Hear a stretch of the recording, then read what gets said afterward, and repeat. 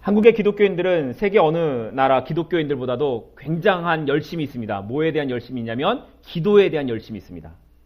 그러다 보니까 가령 개인이나 가정에 어떤 어려움이 생기게 되면 내가 기도하지 않아서 이런 일이 생겼나? 또는 내 기도가 좀 부족해서 그런가? 하는 생각을 할 때가 있습니다. 그래서 좀 더 열심히 기도해야 되지. 내가 좀 더 열심히 좀 기도를 해야겠다. 기도하면 하나님이 내 소원을 아시니까 들어주실 거야. 라는 쪽으로 이렇게 가는 경우들이 있습니다. 이게 심각하게 이쪽으로 흐르게 되면 기도 만능주의, 기복적인 신앙이라고 얘기를 하기도 합니다. 그런데 이와 반대되는 경우도 있습니다. 뭐냐면 주로 이성적으로 합리적인 사고를 절대 가치에 두고 있는 사람입니다. 이 경험이나 과학, 증명을 통해서 이루어지지 않고는 전혀 믿으려고 하지 않는 사람들도 있습니다. 그래서 이런 사람들은 기도하는 것보다 자기에게 이해가 돼야 믿는 그런 사람들입니다. 이런 사람들에게 당신 왜 기도하지 않습니까? 라고 물어보면 그들의 대답은 그런 거는 기복적인 신앙을 가진 사람들, 미신적인 신앙이기 때문에 그런 것이고 하나님께서 이미 우리의 필요를 다 아시니까 굳이 사소한 것을 기도할 필요가 있느냐, 이런 식으로 대답을 합니다. 얼핏 들으면 믿음이 굉장히 좋아 보이는 것 같지만 기도가 무슨 소용이 있느냐, 기도 무용론주의자들, 이렇게 표현을 할 수도 있습니다. 여러분들은 어떻게 생각하십니까? 한쪽은 기도만, 한쪽은 기도가라고 하는 이 양극단에서 여러분들은 어떻게 생각하십니까? 문제는 우리가 이러한 양극단 어느 하나에 치우치게 되다 보면 이상하게도 우리가 열심을 내면 낼수록 우리의 열심 때문에 다른 주변에 있는 사람들이 상처를 받고 있다는 사실을 혹시 아십니까? 소위 기도파에 속하는 사람들은 기도하지 않는 사람들에 대해서 뭐라고 말합니까? 저 사람은 신앙이 없으니까 기도하지도 않아 라고 말하면서 기도하지도 않으면서 무슨 성도냐 이렇게 비판을 할 때도 있습니다. 또 반대로 이성파, 이 생각만 하는 사람들, 이런 사람들은 기도에만 매달리는 사람들에게 저 사람은 너무 기복적인 신앙이야. 저 사람은 하나님을 믿으면서 복구하고 복받는 데만 몸매면서 살아가 라고 이렇게 비판을 합니다. 그러나 성경은 이 두 가지가 다 옳지 않다라고 말합니다. 왜냐하면 이 신앙에는 균형이 없기 때문에 그렇습니다. 자신에게 주어진 일에 모든 일에 최선을 다하고 자신이 해야 될 일들을 잘 감당하면서 충실히 수행하면서도 동시에 하나님의 은혜를 날마다 구하는 사람, 그 사람이 바로 균형 있는 신앙을 가진 사람이라는 것입니다. 그래서 사도 바울이 고린도전서 15장 10절에 보면 이렇게 말씀하고 있습니다.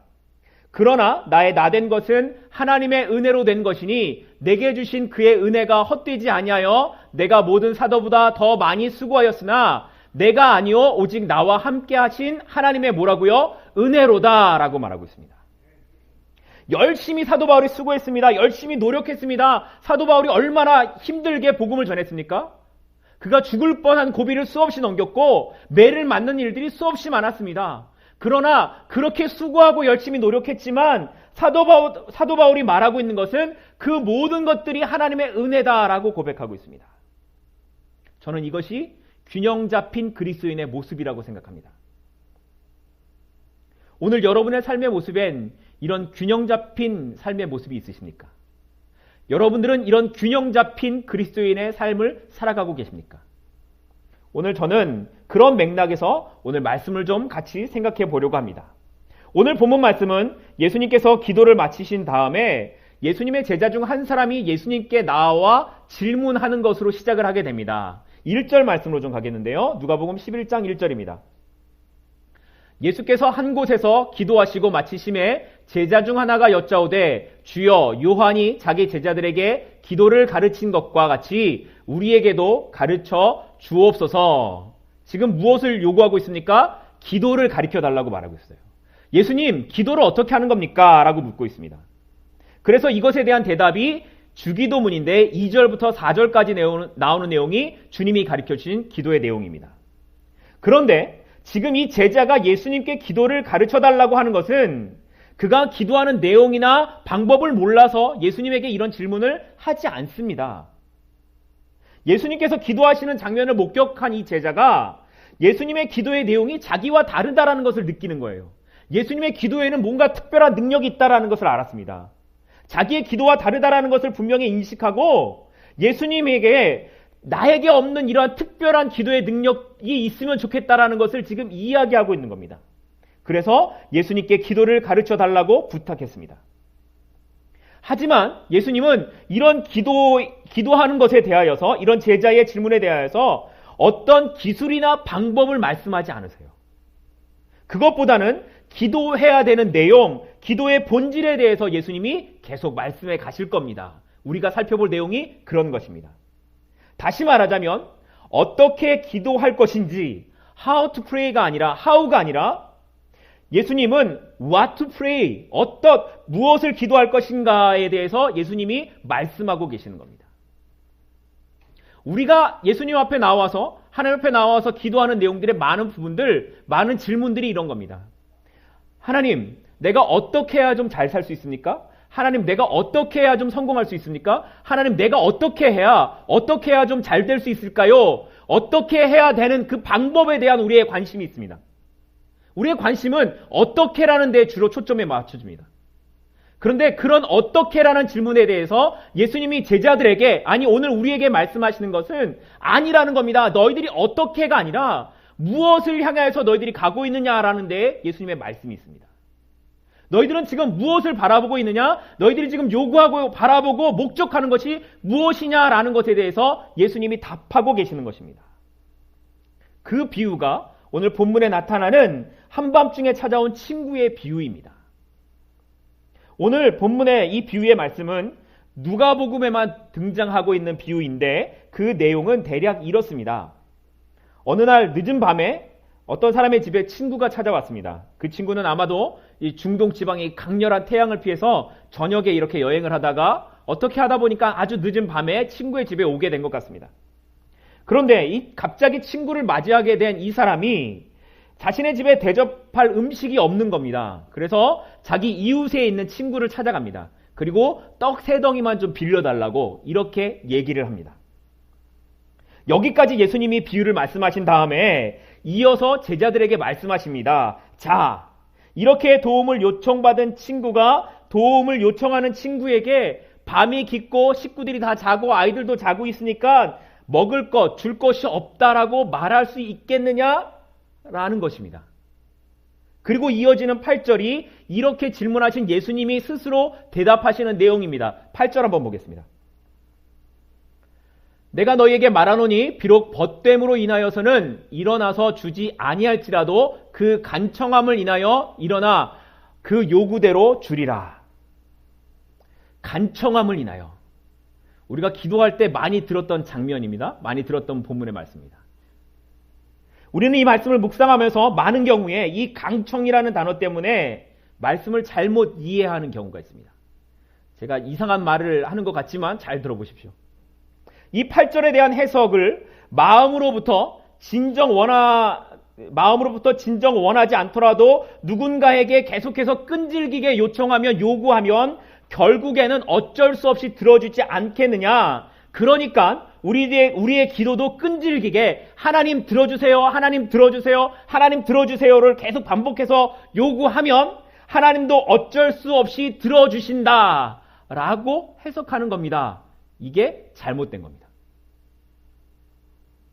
더군다나 이 잘못된 말씀을 지지하는 것 같은 그런 구절이 그 8절 이후에 계속 나옵니다. 우리가 좋아하는 말씀인데요. 내가 또 너희에게 이르노니 구하라 그리하면 너희에게 주실 것이요 찾으라 그러면 찾아낼 것이요 문을 두드리라 그러면 너희에게 열릴 것이니 구하고 찾고 두드리고 뭐 이런 것들입니다. 그러니까 우리가 그렇게 강청하고 찾고 두드리고 구하자. 그러면 하나님이 우리의 기도에 반드시 응답하실 것이다. 아멘을 안 하시죠? 여기 아멘 하시면 잘못 해석하는 겁니다, 이제. 그런데 여러분이 해보시니까 정말 그렇게 되던가요? 여러분이 하나님 앞에 하나님 이것 좀 들어주십시오. 하나님 이것 좀 들어주십시오. 이것 좀 들어주십시오. 간절히 기도하니까 하나님이 내 뜻대로 들어주시던가요? 제가 10년 동안 기도하는 게 있습니다. 안 들어주세요.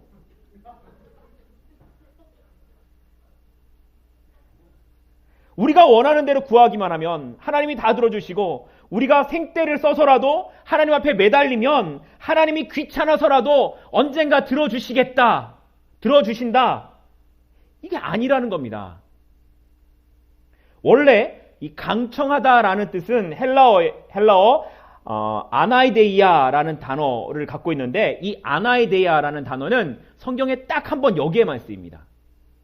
그런데 이 아나이데이아는 초대교회 당시에는 원래 강청이라는 단어로 번역되지 않았습니다. 그런데 이게 세월이 흘러오면서 중간에 번역상에 강청으로 이렇게 바뀌어지게 됐습니다. 이 원래 의미는 그럼 뭘까요? 원래 의미는 부끄러움이 없음, 대담함, 이런 뜻을 갖고 있는 것이 이 아나이데이아의 뜻입니다, 원래. 그러니까 지금 강청한다라는 것이 갖고 있는 원래의 의미는 우리가 기도할 때에 부끄러움이 없이 담대함을 가지고 하나님 앞에 나아가며 기도해야 된다라는 의미가 있는 것입니다. 다시 말해서 무슨 말이냐면, 우리가 예수님 앞에 나와 기도할 때에 우리가 가지고 있는 허물과 죄악들과 나의 잘못된 모습들 때문에 내가 어떻게 기도해? 내가 이러고도 기도할 수 있을까? 나는 안 되지. 라는 그런 마음이 우리에게 전혀 있을 필요가 없다라는 겁니다. 하나님 앞에 나와 기도할 때 예수님이 말씀하신 것처럼 강청하면, 담대함을 가지고 나아가면, 부끄러움 없이 나와도 하나님이 들어주시겠다라고 말씀하시는 거예요. 그 내용이 지금 이 본문의 내용이라는 겁니다. 여러분들이 오늘 기도하러 나오셨습니다. 여러분들은 지금 이 자리에 기도하러 나오셨습니다. 여러분들이 갖고 있는 기도의 제목들을 가지고 나오셨습니다.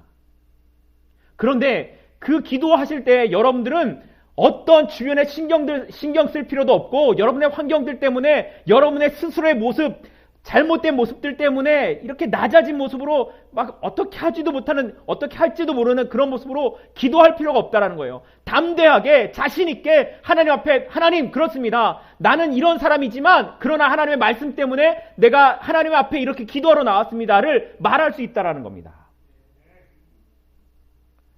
제가 예전에 신학 공부할 때 친구들끼리 기도하러 간다고 하면 의뢰, 기도는 산에서 하는 건 줄 알았습니다.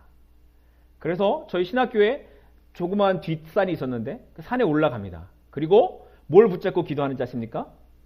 나무를 붙잡고 기도하죠. 아시는 분들 계시는군요. 예, 그래서 나무를 붙잡고 기도합니다. 그리고 내려오면 친구들이 묻습니다. 뽑았어, 못 뽑았어?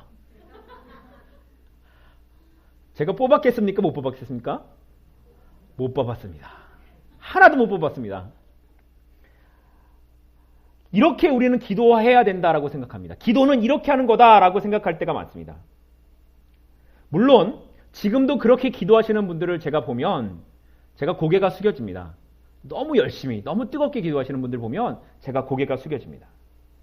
그런데 오늘 본문에 말씀하고 있는 것은 제자들에게 예수님께서 말씀하셨던 원래의 의미는 죽어라 매달리면 하나님이 응답하신다, 거기에 있지 않습니다. 그러면 뭘까요? 하나님이, 예수님께서 오늘 비유를 통해서 원래 말씀하시고자 했던 의미, 원래 그 깊은 속내는 어디에 있을까요? 8절이 아니라 7절입니다. 7절로 한번 가겠습니다. 7절, 그가 안에서 대답하여 이르되 나를 괴롭게 하지 말라. 문이 이미 닫혔고 아이들이 나와 함께 침실에 누웠으니 일어나 내게 줄 수가 없노라. 그 다음에요, 하겠느냐. 이게 중요해요. 하겠느냐. 자, 이 말을 해석하면 일어나 내게 줄 수가 없노라 하겠느냐? 줄 수 있다라는 거예요? 없다라는 거예요? 있다라는 거예요. 있다라는 거예요. 친구가 찾아와서 이렇게 얘기하면 당연히 주지. 늦은 밤에 와도 떡 3개 달라는데 그거 못 주겠어? 줄 수 있다라는 거예요.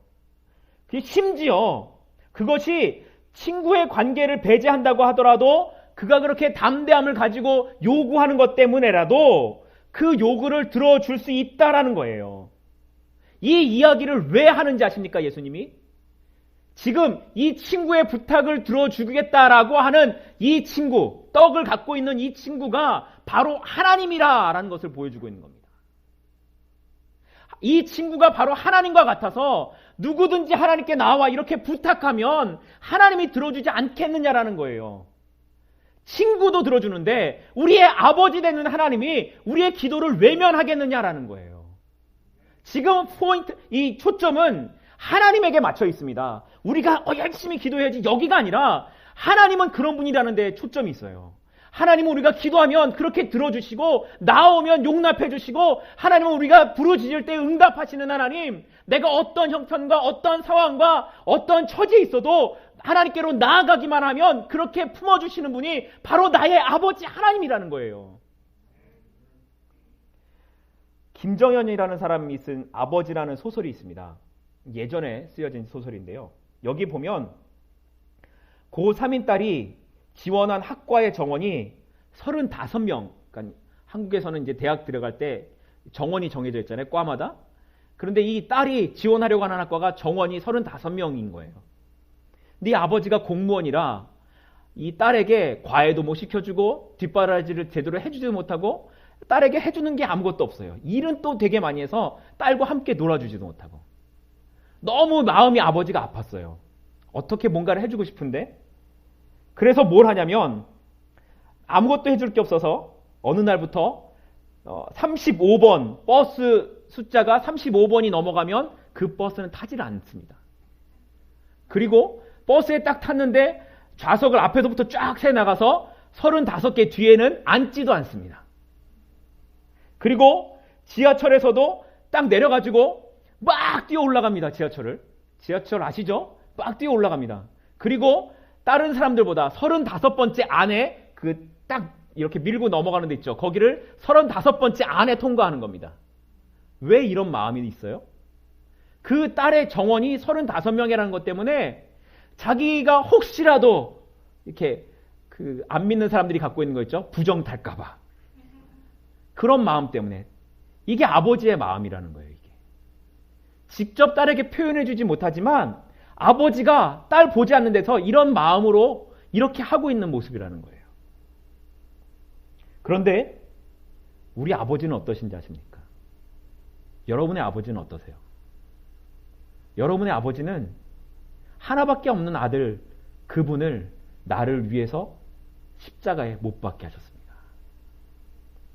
그렇게까지 사랑하신 분이 여러분의 아버지세요.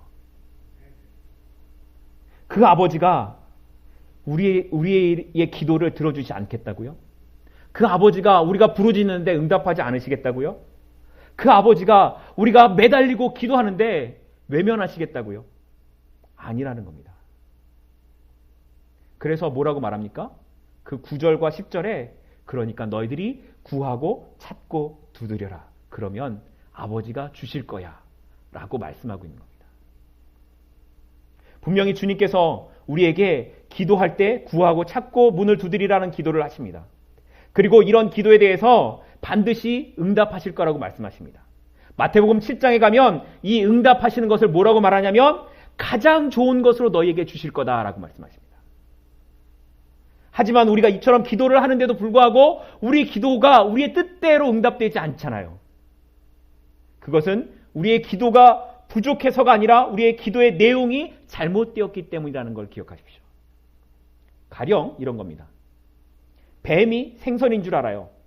그리고 뱀을 달라고 주님 앞에 기도하는 거예요. 뱀을 주십시오. 뱀을 주십시오. 또 전갈을 알로 착각해요. 그리고 전갈을 주십시오. 전갈을 주십시오. 돌을 떡으로 착각해요. 그리고 돌을 달라고 기도해요. 생떼를 씁니다. 돌 좀 주십시오. 뱀을 주십시오. 전갈 좀 주십시오. 그런데 하나님이 주실 수 없잖아요. 내가 하나님의 자녀이고 하나님이 나의 아버지신데 하나님이 주실 수 없잖아요. 그래서 하나님은 우리가 구하는 것보다 더 좋은 것을 주시겠다라고 하십니다. 그게 뭐예요? 성령이라는 거예요. 성령을 주시겠다고 하십니다. 하나님께서는 성령의 충만함을 통해 현재의 상황 속에서 때로는 문제가 해결되지 않지만 기뻐하게도 하시고 만족하게 하시겠다라고 우리에게 말씀하고 계십니다. 왜요? 성령은 모든 것을 가능하게 하는 힘이 있기 때문에 그렇습니다. 이걸 믿으십시오. 성령은 우리의 모든 것을 가능하게 합니다. 이런 예는 성경에서 많이 있지만 그 중에 사도 바울의 모습을 찾아보면 이렇습니다. 사도 바울이 자기의 육신에 있는 질병이 있었어요. 이거 좀 사라지길 원해서 3번이나 하나님 앞에 기도합니다. 그러나 하나님이 그의 기도를 어떻게 응답하십니까? 그의 질병을 없애가시는 것이 아니라 오히려 그 질병을 놔두십니다. 그러나 그 사도 바울 안에 성령의 충만한 마음을 주셔서 오히려 그것으로 인하여서 하나님 앞에 감사하는 삶으로 나아가도록 하나님이 만들어가고 계십니다. 하나님이 오늘 우리에게 질문하십니다. 김시우, 너는 너의 판단을 확신하냐? 너는 네가 생각한 것을 확신하냐? 네가 판단하고 나아가는 것이 정말 옳다고 믿냐?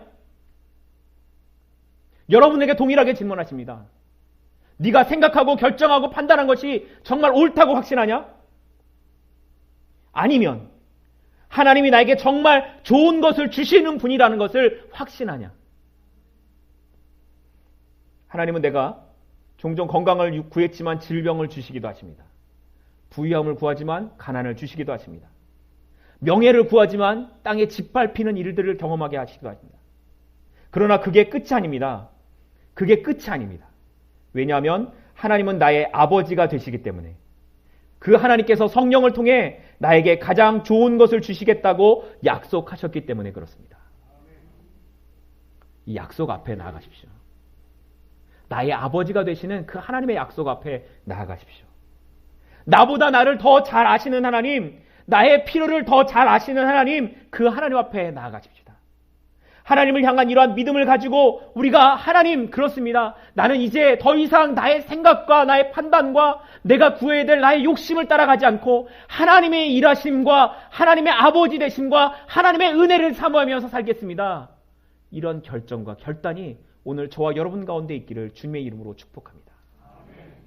오늘 그 하나님과 깊은 교제 안으로 들어가십시오. 오늘 기도하실 때 깊은 하나님의 음성 앞에 나가십시오. 기도하실 때 그 하나님의 깊은 그 사귐 앞에 그 사귐 안으로 들어가시길 바랍니다. 오늘 주님이 그 한 사람을 찾고 계시기 때문에 그렇습니다. 하나님을 만나시고 하나님의 은혜 앞에서 놀라우신 하나님의 은혜 앞에서 그 하나님의 깊은 교제를 경험하실 수 있는 저와 여러분들이 될 수 있기를 주님의 이름으로 다시 한번 축복합니다. 기도하겠습니다.